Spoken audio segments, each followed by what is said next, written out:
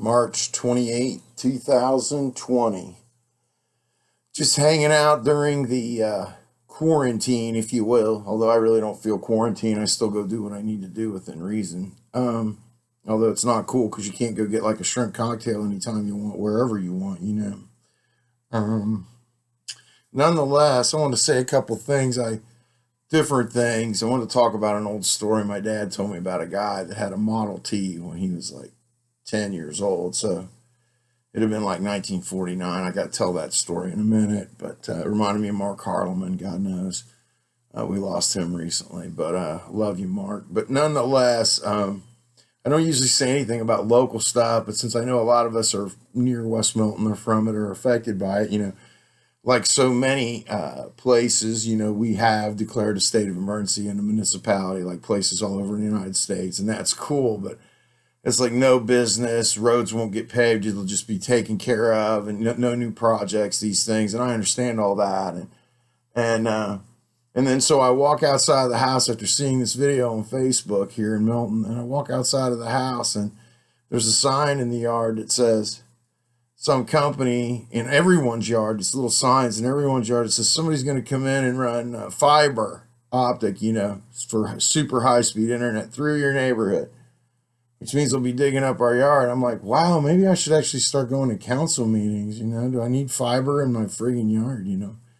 Wow, talk about bringing the trunk to your door. I mean, in a way, it'll help me because I'll be lightning fast, but on the other hand, it did seem ironic. No new business, no business at all, but there's signs all over your neighborhood because we'll be digging a trench to lay fiber. Wow, who runs this show? It's just a valid question since we all pay to live here, and the water bill's still outrageous. Thank you.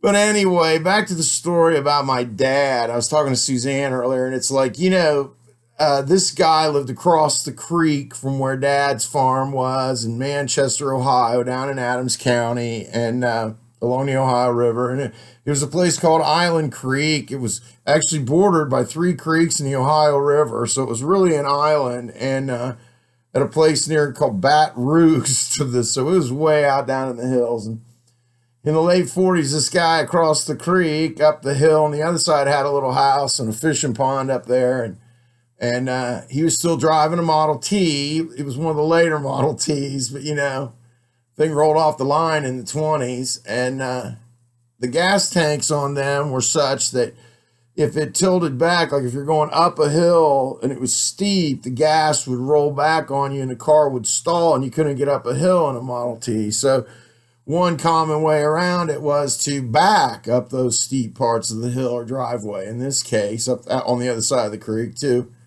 Get past that, so you back up the hill. So this neighbor of Dad's been watching this guy. Dad's about 10 or 11, been watching this guy back up the hill. And of course, we're standing there the first time he tells me the story. I was probably about 10 or 11, about his age when it happened. And he said the guy kept coming home, backing out, pulling out to leave, and coming back, backing back up the hill. And he said one day the guy started backing up the hill. He come home, and the car stalled. And the guy tried to start it, wouldn't. And Dad said, I walked over to our edge of the creek, and I stayed back a minute. And he said, I couldn't really tell what he was doing. He opened the hood, and then I could see what he was doing. And he took the lid off the gas tank and opened the lid and struck a match. And it exploded and blew the guy onto the ground, singed his hair and everything. He was lucky he wasn't killed. Thankfully, there wasn't much gas in there at that point. It's another hilarious story. I have so many of these from my father. Crazy things that happened in the hills, watching the people who were smarter than some step back and go, wow, you guys aren't very smart.